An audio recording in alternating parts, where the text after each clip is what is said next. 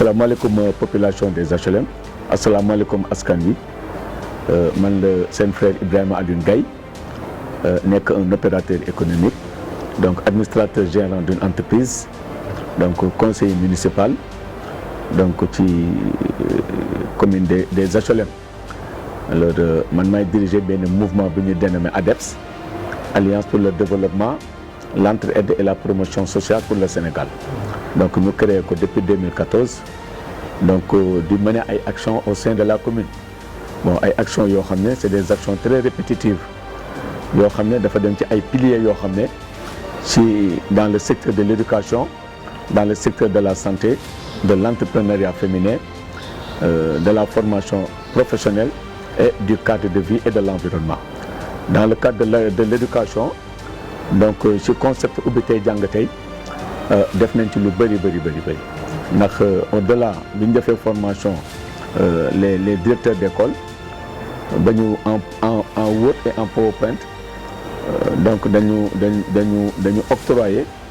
donc à l'ensemble des établissements scolaires donc ay fournitures scolaires octroyer leen ay ordinateurs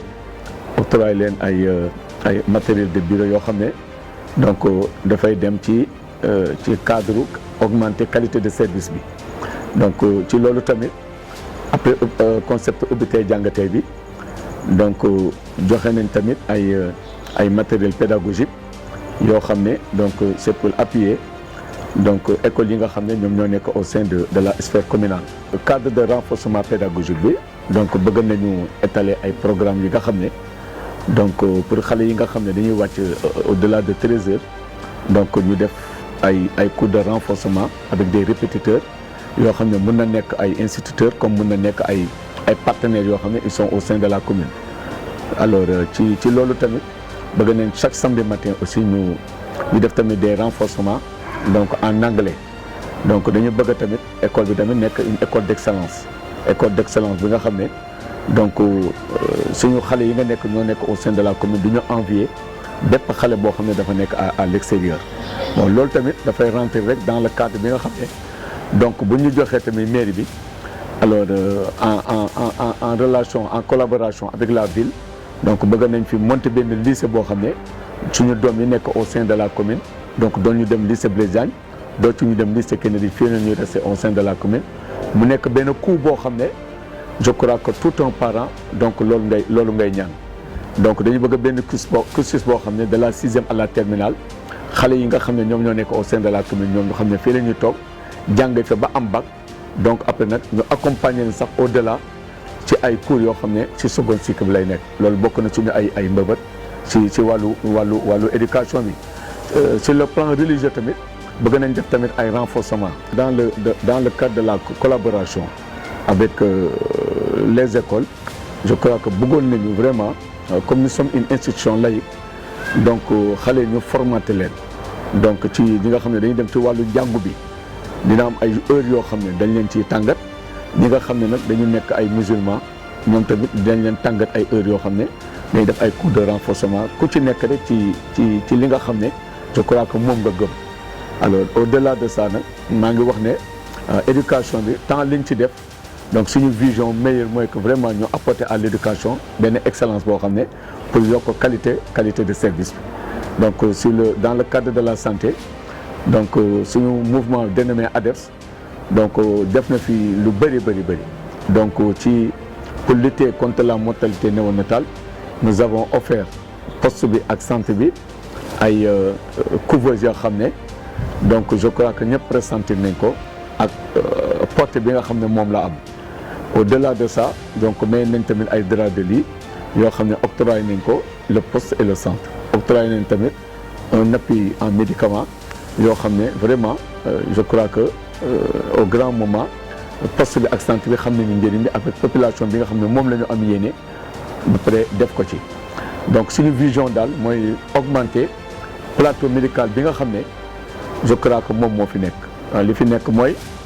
bëgg nañ daal képp koo xam ne yaa ngi fi am lu la métti doo génn si suñu sphère communale bi lépp lu la métti fii ngay toog nga faju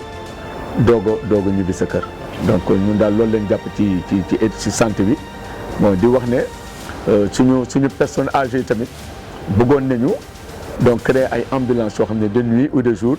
yoo xam ne vraiment da leen di yóbbu ci poste bi wala centre bi pour mën leen faj am tamit ay médecins yoo xam ne internes lañ ce sont des experts de la commune ñoo xam ne dañuy jàpp ci liggéey bi nga xam ne en fait moom moo fi nekk. dans le cadre de la bon nañ tamit créer tamit ci centre bi ba tey ay gériatres yoo xam ne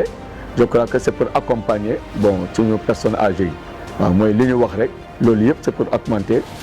ce service médical boo xam ne donc tant souhaité par la population. bon ñun nag à l'initiative ADEPS je crois que au grand moment saisiroon na loolu yëpp def ay réalisations yoo xam ne donc tout un chacun bon dina ci jàpp. bon bëgg nañu nag au sein de la commune ñu opérer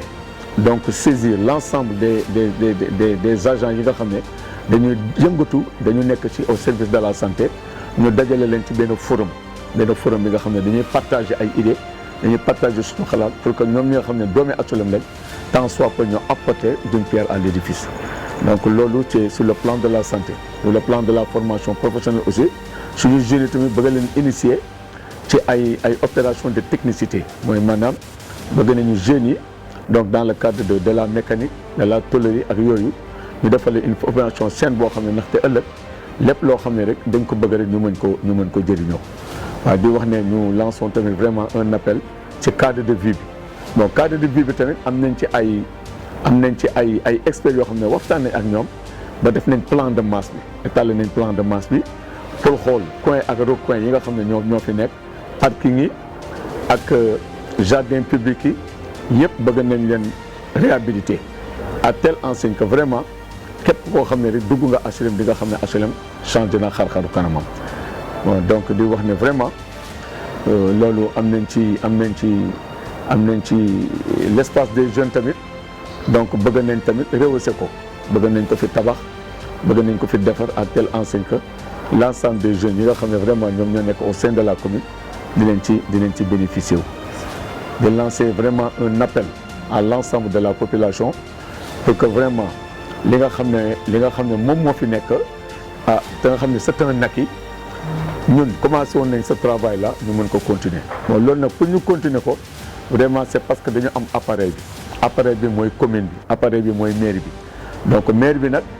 nous voulons le gérer autrement dañu bëggoon former une forte équipe dañu bëggoon def un grand collège nga xam ne tout un chacun képp ku nekk doomu HLM di nga ko présenter. bon dans le cadre du sport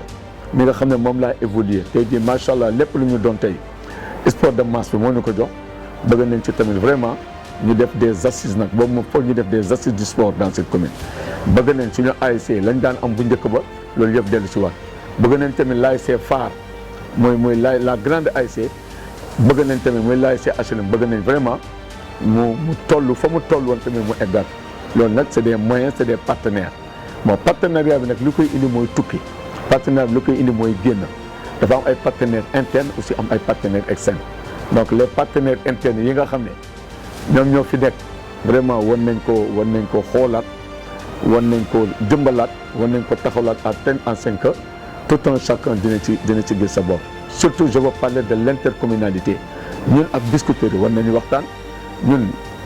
sur les 19 communes war nañ ci am benn wala ñaari communes yoo xam ne dañuy lëkkaloo au niveau de la région au niveau national et à l'extérieur war nañu xool vraiment opportunité yoo xam ne daf ñu offrir pour que ñu génn uti li nga xam ne commune HLM amu ko. HLM nag ñi fiy yeewoo bëri na HLM nag bëri na ay cadres HLM nag bëri na ay jeunes yi nga xam ne je crois que toutes les compétences sont là di woo toute la population vraiment li nga xam ne moom mooy liggéey bi nga xam ne moom moo ci nekk. diaspora bi ñu ngi leen di woo ci ay actions yi nga xam ne dañ ko soxla ci ñoom c'est des actions d'appui c'est des actions de partenariat bëgg nañ lépp lu ñuy def à travers benn vitrine boo xam ne dañ koy créer benn site web wala benn internet de digital boo xam ne dañ koy créer à telle enseigne que ñun ak ñoom du ñu réeroo ñun ak ñoom day am benn visibilité féconde boo xam ne lépp lu ñu soxla rek entre nous day am benn brassage. c'est sur le coup d'une opération de partenariat je crois que li ñu bëgg a def si lañ ko mën a def donc di wax ne nous attendons à la population de la commune benn appui boo xam ne mooy appui de solidarité mu nekk appui de vision. budget bi tamit ni ñu ko waxee rek ñu ngi koy doog a voté il s'élève à 1,7 milliard donc ñun nag suñu yéene mooy ñu gën ko relever donc def benn redressement de la CGI mooy contribution globale unie aux grandes industriels qui sont là fexe tamit ba à la SODIDA une partie du marché HLM ñu jéem ko récupérer surtout la SODIDA bëgg nañu récupérer ko boole ko si suñu dispositif financier nga xam ne vraiment recettes yi ñu fay xaar mu nekk des recettes fécondes yoo xam ne vraiment dinañ ci am. marché HLM nag je crois que li ma waxoon commerçant yi rek laay waxaat marché HLM mooy ñoo ko bokk riverains yi ñoo ko bokk ñi nga xam ne acteurs yi nga xam ne ñoo fi nekk mooy les commerçants ñoo ci bokk. je crois que bu ñu dajee war nañu waxtaan ak ñoom l'ensemble des parties mooy l'ensemble des associations yi fi nekk donc comme nag ñu waxtaan xool un grand programme bu ñuy étaler pour que ñun commune bi ñu gis ci suñu bopp ñoom it ñu gis ci seen bopp waaw donc ñun yaakaar nañ leen parce que HLM bi dafa bokk ci poumon économique bu commune bi poumon économique nag bi mu bokk moom mooy tax mu prévaloir ay recettes yoo xam ne je crois que HLM da ciy gis boppam te recettes yooyu nag mooy recettes internes yi ñuy wax sànq mooy yi nga xam ne HLM da ko soxla donc pour que le budget qui est là donc li mu ci bëgg a def yëpp mu def ko ci. population bi lim ñu jàngal dafa bëri la population lim ñu xam li dafa bëri HLM nous a tout donné au-delà de ça ñun ñoo deseel HLM. waaw li ñu ko deseel nag mooy te ñun ñooy interface su adduna bi ñun ñooy interface su département bi ñun ñooy interface su l'ensemble des communes de la ville de Dakar ñëpp ñu ngi ciy xool ci comment va se dérouler ces élections de 2022. alors li ñuy wax rek mooy taux d'abstention bi nga xam ne moom la ñu remarqué woon ci 2014 bi donc nous avions 35%. bëgg nañ nag lancer un appel à la population pour qu'ils votent massivement donc à Union Citoyenne Buntu bi bon mooy bannière bi nga xam ne ñun moom la ñuy demee donc à la carrière communale di ci woo suñu jarbaat yi di ci woo suñu doom yi di ci woo suñu xarit yi di ci woo imam yi di ci woo délégué de quartier di ci woo aussi l'ensemble des acteurs communautaires yi nga xam ne ñoom ñoo nekk au sein de cette commune di leen wax ne seen doon Ibrahima Alioune Gaye moo leen tàllal loxo moom moo fi nekkoon démb moom moo fi nekkaat tey moo fi doon def ay réalisations yoo xam ne je crois que bu ñu tànnee candidats yi tout un chacun kenn élaboré wul kenn deful donc ñun ñoo ñëw vraiment pour apporter suñu contribution pour apporter suñu expertise pour indi nag beneen touche bu bees au sein de la commune. HLM mooy yi ñu ngi leen di woo ci combat bi nga xam ne donc doomi HLM ñoom ñoo ko war a def doomu HLM ñoo ci war a taxaw di wax ne ñu ngi ciy woo ñëpp bàyyiwuñu kenn pour un vote massif pour la bannière de Union Citoyenne Buntu bi nga xam ne donc HLM mooy yëpp la ñuy woo ñu ngi ciy woo ñëpp na ci ñëpp ñëw jàpp ci liggéey bi nga xam ne doomu HLM yëpp lañ ci soxla. di rafetlu liggéey bi nga xam ne waa Afroactu ñu ngi koy élaborer au-delà même de la commune ay doomi HLM yu fi nekk la donc am vision am benn particularité spéciale parce que ñoom je crois que li nga xam ne moom la ñu créé muy société digitale bi je crois que mu ngi ciy def lu rëy au-delà même de la commune et ailleurs ñu ngi ciy def liggéey bi nga xam ne macha allah dañ leen ciy ñaanal yàlla parce que ay doomi HLM lañ waaw ñu mel ni la ñu soxla au sein de la commune pour une meilleure collaboration et pour un meilleur partenariat maa ngi nuyu ñëpp à travers le directeur ak l'ensemble des agents yi nga xam ne je crois que ñoom ñoo nekk au sein de cette société maa ngi nuyu ñëpp di gërëm ñëpp di leen wax ne à la prochaine incha allah je vous donne rendez-vous le 24 janvier bu neexee yàlla pour que au soir du 23 janvier dañuy xam ne gagné nañu donc suñu gagné donc yéen la ñuy jox exclusivité bi de rencontre bi nga xam ne daf ñuy permettre premièrement suñu première vision bi nga xam ne moom la ñu denc suñu première réaction yoo xam ne moom la ñu am à chaud donc ñu mën leen ko délivrer ngeen mën ko tas ko ci àdduna bi yëpp donc HLM aux HLM